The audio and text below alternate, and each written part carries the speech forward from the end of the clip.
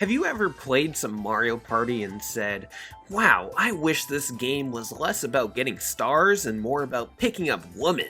Because I sure have. Thankfully, there's a game just for me. Love is a Balance, a game made by Squaresoft, the company behind Final Fantasy, the company that now makes up half of Square Enix, the JRPG giant we know today. Love is a Balance was made exclusively for Japan for the Satellaview. The Satellaview was this neat little modem attachment exclusive to Japan that allowed the Super Famicom to connect to a satellite that would allow gamers to play exclusive games at certain broadcast hours of the week. There were over 100 exclusive games on this system, such as the remake of the original Legend of Zelda, and a prequel to the third Fire Emblem game, Mystery of the Emblem. It was a really neat system that is now lost to time, but thankfully ROMs exist for the majority of the games, and they've received fan translations over the years. And now the Horny Mario Party Love is a Balance has just received its fan translation by Crocodile. I'm sorry if I said your name wrong. I like your name though. It's pretty rad. I had zero expectations of the game going into this. I had never even heard of it. There's little to no coverage of this game anywhere, which is what compelled me to play this and later pushed me to cover the game because this game is insane. Let me show you. 98-year-old Gengoro Kibarashi, head of Japan's most renowned family, has to choose the heir of the family from his 4 sons when he retires. My sons, I am old enough. I will choose the next head of the Kibarashi family among you. For that, I ask you go out to do something. Become playboys. Yeah, sign me up. The objective of Love is a Balance is to receive the most kisses from women in a game. This is done by picking up a woman somewhere on the board and taking them to a specified location for a very romantic date. And whoever gets the most kisses becomes the new head of the renowned Kibarashi family. What a unique way of measuring responsibility. I have to befriend more 98-year-olds so I can lock down a loaded inheritance. 4 players play. If you live in 1996 and have 3 other friends over during a certain hour of the week and living in Japan, then you can play this. Do you meet that criteria? I certainly don't. I mean, it's 1996 right now, but I'm not in Japan and I don't have friends, so I played with computer players. I gotta say, it's pretty fun playing with computer players because there's a variety of personality settings and they're funny. There's the normal guy, the scheming tactician, the reckless person, the item user, the interrupter, the coward, the selfish player, and pretentious. Just pretentious. I'd feel more represented if they had like a lonely title, but that's okay. Maybe in the sequel, Love is a Balance 2, Elon Musk wants you to disrespect women. Here's our lovely little Japan on the board.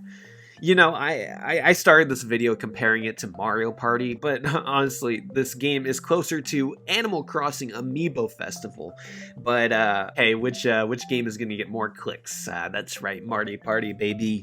Roll the dice and move across the board. Some spaces have items or quirky little events that give you gifts. Each event gives a player a random effect, either negative or positive.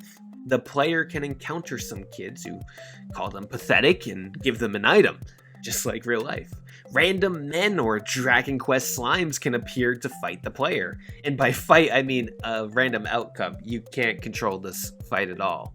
But if the player does win, by random chance, they get an item. But if they lose their items. Sometimes an event pops up where the player is granted a second move, or they lose their turn.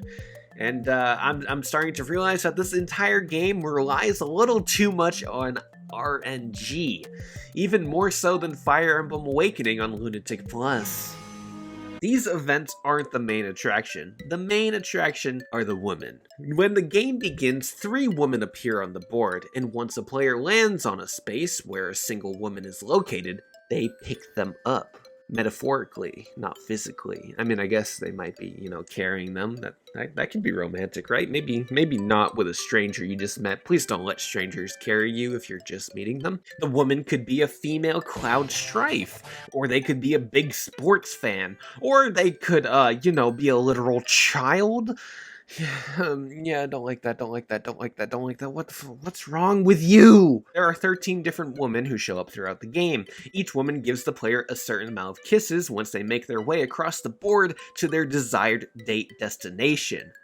The trip is not so easy though. Oh no. After nearly every roll, the woman adds a random event. It could be a good one where they double the player's roll for 3 turns, or it could be bad, like maybe they need to visit the hospital, or maybe they need to admire some kittens, and so you're put on a break for a turn, or maybe they take you for a ride on their motorcycle because that's what Cloud Strife does, and the motorcycle can just fling the player across the board and just ruin everything.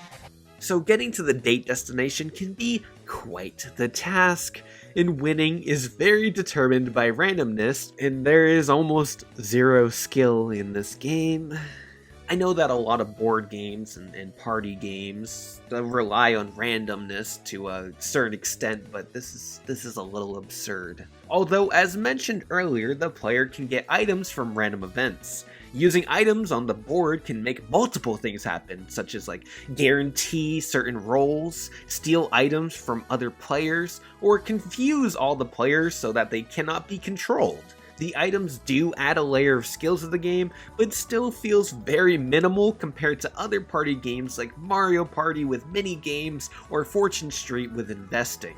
But there is one other way for skill to come into play. If a maidenless player happens to land on the same space as a player with a date, then a battle commences. The 2 players must fight over the woman in question through gifts. Classic. Some of the items the player obtains from random event spaces are gifts. They can be incredible things like a diamond ring, or terrible things like a cicada carcass. Why? Whoever has the better gifts wins the girl, and the loser is flung to a random space on the map. This is one of the few instances of actual strategy and skill in the entire game, and it's just deciding which of your gifts to use with each woman. Certain women will like specific gifts, so knowing the woman and knowing what they like and choosing gifts carefully is the only way to actually strategize and make moves in this game outside of items and randomization. Also, I really just want to say I despise how the characters look when they win. It looks like a troll face mixed with a Forever Alone face. It feels like I'm back in 2009. Even though it's supposedly 1996 right now? I don't know, man. Societal trends are just a big circle. Next you're gonna tell me Fire Emblem has become anime again. Oh no! If the player manages to get their date to their desired location, whether that's the cinema, the disco, or Disneyland, the player is treated to a lovely cutscene of the woman enjoying her time at the location.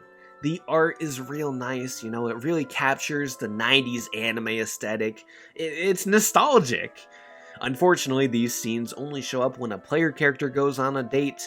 If it's a computer player getting the date, then it's just this generic cutscene. This is 6th grade shit. After the date concludes, depending on the woman, the player gets a certain amount of smooches. And then another woman shows up on the map and the cycle resets. Entertain me. Turn around 3 times and bark.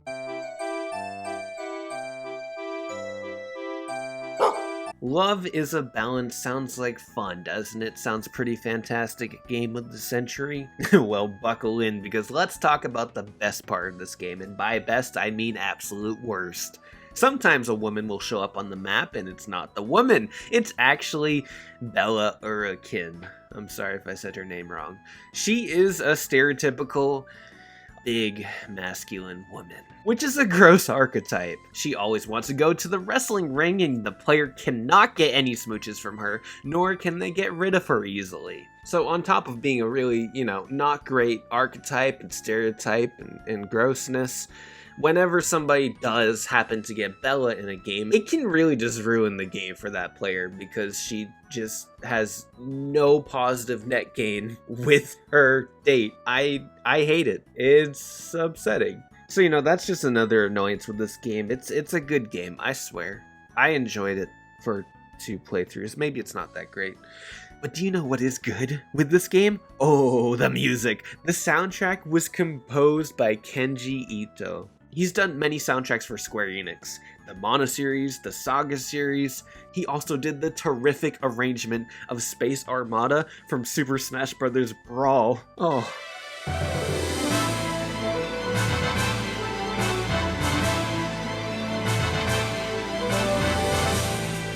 Now this soundtrack sounds nothing like that.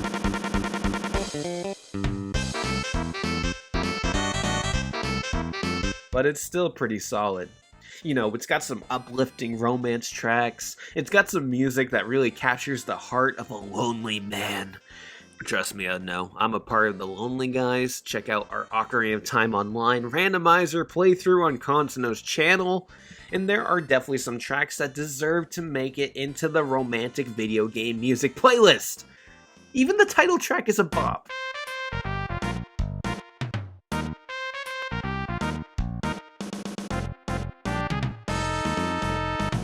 Speaking of the title screen, another very interesting part about this game, if you wait long enough at the title screen, a bio for all the women show up. They have things like birth date, zodiac, blood type, interests, and, you know, of course, BWH measurement, because of course there is. Let me tell you, I'd be so disappointed if I didn't know the bust, waist, hip measurement of each woman I'm taking on dates. Like, I ask each woman to send me their BWH measurements every time I go on a date. This is why I'm single. Why don't the 4 main guys have a DWH? Like, dick, waist, hip measurement, huh? Like, personally, mine is 8 feet. Thankfully, the obviously underage girls don't have BWH measurements in their bio. So, I mean, I guess they had some sort of shred of decency. It's still gross, though. That's really gross. I have something to give you. And that's Love is a Balance, a strange party game made by the publishers behind Final Fantasy. It's such a fascinating game, and I really wanted to make a video on it, because, like most Satellaview games, it's going to be lost to time. Is it great? No. Is it a Mario Party replacement? No, not at all. Is it better than Amiibo Festival? Honestly, probably not. If you're looking for a game that captures romance in problematic ways by using women to climb the family ladder, then by all means check out this game. Why are you looking for that? I really have to give this game credit though for being solely about love. Outside of the visual novel genre, there is a shocking lack of games out there that have romance as their main focus. It's always secondary in games. Even the most romantic AAA games like Final Fantasy VIII or The Witcher 3, the romance is not the main plot. Does dating not have enough conflict for you? Must be nice. I admire the games that do make an effort to make the romance front and center, or at least have the same weight as other conflicts. Life is Strange, Stardew Valley, and of course the GOAT, Tulip. Love is a human emotion that nearly everyone feels. You'd think more would find ways to incorporate it into games as the main plot, as the main conflict, because it's such a relatable feeling. I don't know, I grew up on romantic comedies, so I guess my view on storytelling is a bit biased. I've been searching for more genres that incorporate a love story as their main focus. And that's why Love is a Balance caught my attention. It's the first party board game that I've experienced that primarily focuses on romance. And I hope to find more games like this. I want to see more romantic video games out there. Please. Anyways, that's Love is a Balance. And next time, I'm going to go review the most popular romance game on the market, and that's Tinder. Be on the lookout for that. It's going to be a banger.